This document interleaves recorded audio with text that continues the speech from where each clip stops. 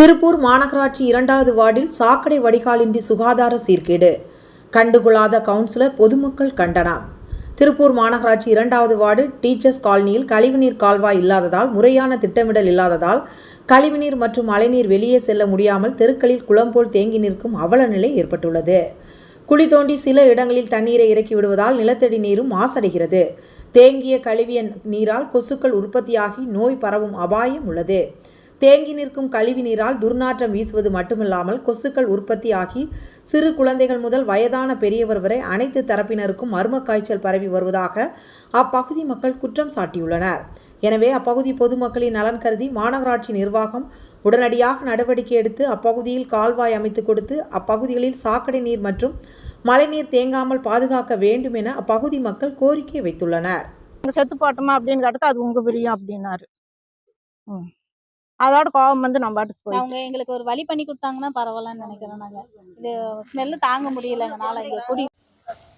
வணக்கங்க, நாங்க திருப்பூர் மாவட்டம் பாண்டிய நகர்ல 2வது வார்டுல இருந்து பேசுறோம். இங்க டீச்சர்ஸ் காலனில 2வது வார்டு.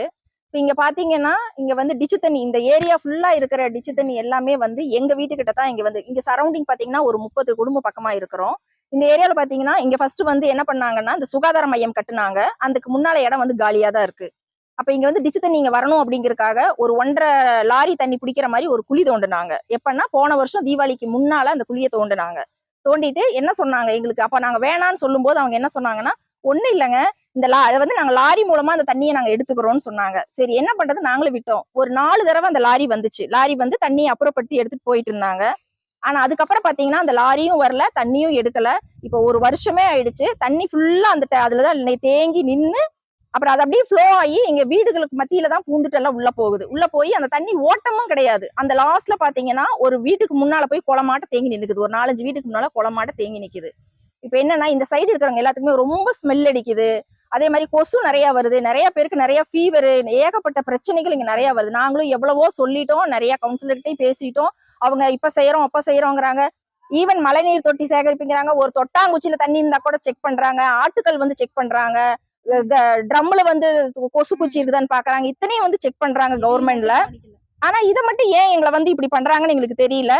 ஆனா வந்து இதை நாங்க கேட்டோம். எப்பன்னா எங்க இந்த இருக்கிறவங்க எல்லாருமே எங்களுக்கு ரொம்ப ஃபீவரா இருக்குது, ரொம்ப கஷ்டமா இருக்கு, நாங்க என்ன செய்யறதுன்னு கேக்குறப்போ இவங்க வந்து கேட்டாங்க. அதுக்கு எங்க கவுன்சிலர் என்ன சொல்லியிருக்காரு அப்படின்னா, ஒரு 10 வீடு, ஒரு 100 குடும்பம் நல்லா இருக்கணும்னா ஒரு 10 குடும்பம் சேர்த்தா ஒன்னும் தப்பு இல்லைங்கன்னு ஒரே வார்த்தையில சொல்லிட்டு போயிட்டாரு. இதுக்கு மேல நாங்க என்ன, இது அவர் சொல்லி வந்து கிட்டத்தட்ட ஒரு 5 மாசம் இருக்குங்க. இவங்க கிட்ட சொன்னாங்க. யார் சொன்னது? என்னங்க? கேபிள்ராஜ் இங்க வந்திருந்தாருங்க இந்த வீதியில. அவர் என்னவா இருக்கிறாரு? கவுன்சிலரோட ஹஸ்பண்டுங்க. இந்த ஏரியா கவுன்சிலர் இருக்காங்க, அவங்களுடைய ஹஸ்பண்ட். அவர் வந்து இவங்க கிட்ட சொல்லியிருக்காங்க. அது கேட்டதுக்கு அப்புறம் எங்களுக்கு இதுக்கு மேல நாங்க என்ன செய்யறது எங்களுக்கு ஒண்ணுமே புரியல. நாங்களும் எங்கேயாவது போய் மனு கொடுக்கலாமா, ஏதாவது செய்யலாமா, நாங்களும் தவிச்சிட்டு இருக்கிறோம். எங்களுக்கு தயவு செஞ்சு கவர்மெண்ட் இதை பார்த்தாவது எங்களுக்கு ஏதாவது ஒரு தீர்வு பண்ணி கொடுத்தாங்கன்னா போதும். இங்க இருக்க முடியலைங்க, ரொம்ப கஷ்டமா இருக்குது. ரொம்ப நன்றி. என் பேர் கவிதா. என் பேர் ஜெயந்திங்க.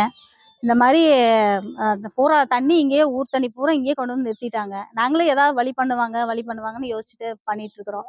ஆனா குழந்தைகள்லாம் இருக்குது. ஆனா எந்த இதுவுமே பண்ண மாட்டேங்கிறாங்க. பூரா குழந்தைகளுக்கெல்லாம் காய்ச்சல்லாம் வந்துருச்சு. ரொம்ப சிரமப்படுறாங்க. கொசு அதிகமா இருக்குது. ஸ்மெல்லு தாங்க முடியல. ஏன்னா தூங்க முடியாது. ரொம்ப சிரமமா இருக்குதுங்க. இதுக்கு ஏதாவது வழி பண்ணி கொடுத்தாங்கன்னா பரவாயில்லன்னு நினைக்கிறோம். எங்களுக்கு அதுதான்.